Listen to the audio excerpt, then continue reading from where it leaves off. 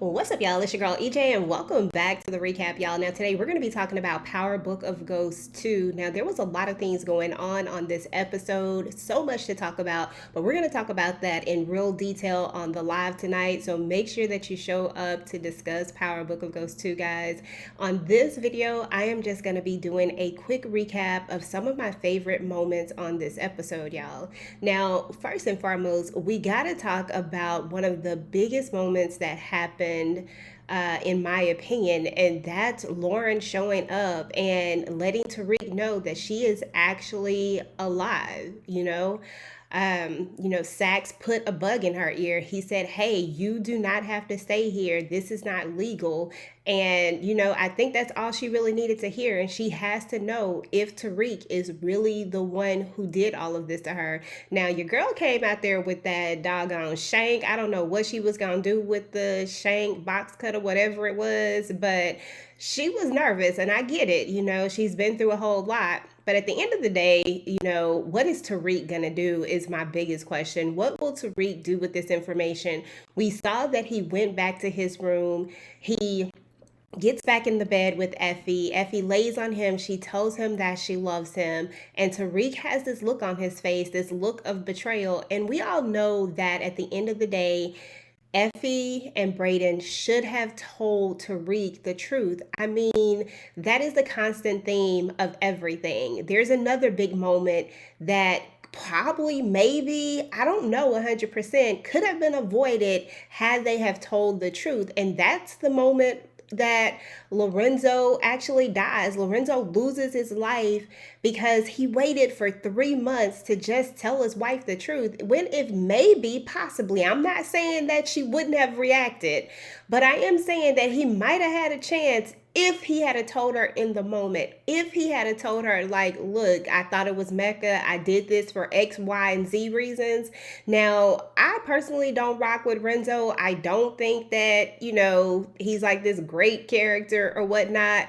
But at the end of the day, the truth is always going to come out. What's hidden in the dark will come to the light. We all know this. So Lorenzo takes an L on this one. And I mean, the way that Gordo slit his throat and then the way that he tells him to bleed B, I mean, it was what it was. But to be fair, I mean, they are avenging the death of their father, who was a snitch. I mean, the one thing that you're not supposed to do out in these streets. So honestly, I really thought that Gordo was just kind of off base with trying to avenge his father's death. Why would you want to avenge somebody's death who is out here just telling stuff? I mean, that's not what you're supposed to do. I mean, if it wasn't, them that killed him, it was certainly going to be somebody else that he snitched on that was going to kill him. I'm just saying, I'm just keeping it real. But anyway, y'all, those are some of the major things that happened on this particular episode. Not to mention that Jenny got caught up, and I've been waiting for her to get caught up because Jenny has been moving so reckless. I mean, she is dead set on getting Tariq. Like, that's the only thing that she sees. It's such tunnel vision that it's ridiculous that she couldn't even be honest with Sax. He's supposed to be her CI, quote unquote, and she's been kind of doing this thing where, I mean, ultimately she's just using him. She's using him for information. I really don't see anything coming of their relationship, especially now that Sax was smart enough to actually follow her. Sax got some information, and I definitely don't rock with Sax. I mean, if anybody should die, I feel like it should be Sax. He's gotten so many chances after chance after chance, but it is what it is. Sax has like 9 lives. He's probably never going to die in the Power universe. He's probably going to be the one person that survives and lives forever. But, oh well. But he takes a picture of the information in the folder showing where they actually have Whitman's folder and all of the files that were stolen from his home. This is a big thing because we all know that, somebody stole those files. Whitman is dead. He takes a picture of it. He sends it to Jenny. And when he wants to talk about it, when he wants to try to strategize, she's MIA. She's nowhere to be found. She's lying about what she's doing. So he takes matters into his own hands and he follows her. Now, in my opinion, he followed her because he thought she was with somebody else. He thinks she's sleeping with somebody else, which is so crazy to me for a person that's not in a relationship with somebody. Why would you even do all of that? Y'all supposed to be having something real low key. Y'all supposed to just be sleeping together. But I guess sex caught feelings. But people will do things when it comes to emotions and the matters of the heart. So, in my opinion, that's why he was actually following her, not because he thought that there was some grand scheme or anything else. He just thought he was about to run up on her with some other dude, but whatever. But instead, he runs into a Lauren who has been there for months and months.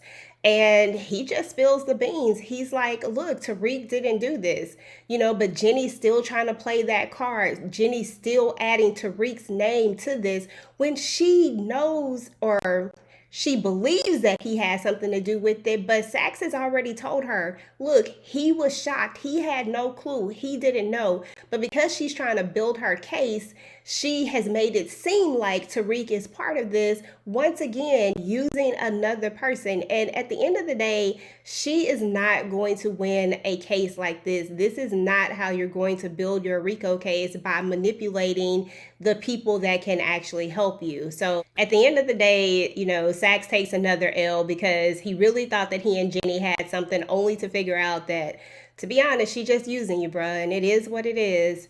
So, there was that. Another major thing that happened in this episode was your boy Reek came through with the win again. Reek is really smart and he's coming up with all these ideas. He's really impressing RSJ, but when he gets there, he actually gets a little visit from Noma. Now, we finally get to see Noma again. We haven't seen Noma since episode 1 when she chopped off somebody's doggone hand, y'all.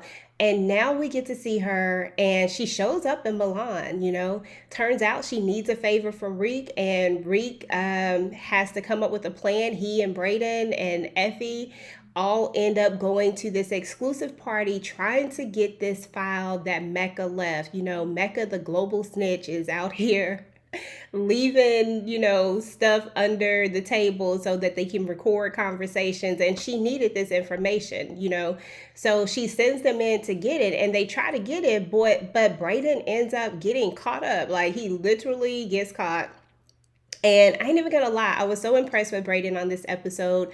The way that he held it down. Brayden has always been this one thing to me. People can say what they want to say about Brayden, how he's never caught a body. But at the end of the day, you don't necessarily have to catch a body in order to be in this game. You just have to be willing to catch a body. Not necessarily be a killer per se, but you have to be ready to kill if it comes down to it. But Brayden has always had loyalty. At the end of the day, that is the one thing that no one can take away from him. He never tells, he never folds. He's taking this beating and he's not telling anything. So, there's that. But Effie does end up getting the recording. They do come up with a plan, and, they are able to save Brayden. And the way that Noma kind of comes in, with these guns blazing, she got snipers over there. I mean, it was just a whole scene. So that was one of my favorite parts of the episode as well. But I mean, honestly, this episode was just jam-packed. It was a great mid-season. For me, I thought it was on point. I'm excited to see what's going to happen on this next episode. Excited to see what's going to happen with Effie and Tariq, because at the end of the day, Tariq is going to forgive Brayden hands down. I don't think that there's even going to be a question about will he forgive Brayden.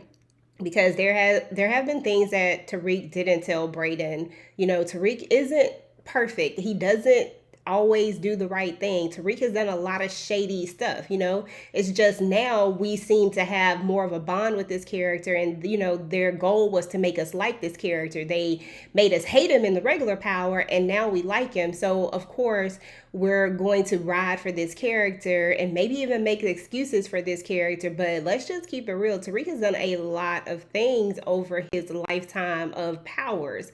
So by no means do I think that he's going to to hold a grudge against Brayden for forever. I think they will work through this. But at the matters of the heart, Tariq has fallen in love. I don't know what this means for him and Effie. So, that's going to be interesting to see. But anyway, y'all, those were my top moments of Power. Let me know what y'all thought about Power. Let me know what y'all thought about this episode. What did you think about Noma? What did you think about how Brayden held it down? What did you think about this whole sack situation? And what do you think will come of this, revelation that Lauren is alive for Tariq? How will he move? How will this all work out? So anyway, y'all, go ahead and get the conversation started down below. Until next time, guys. Peace.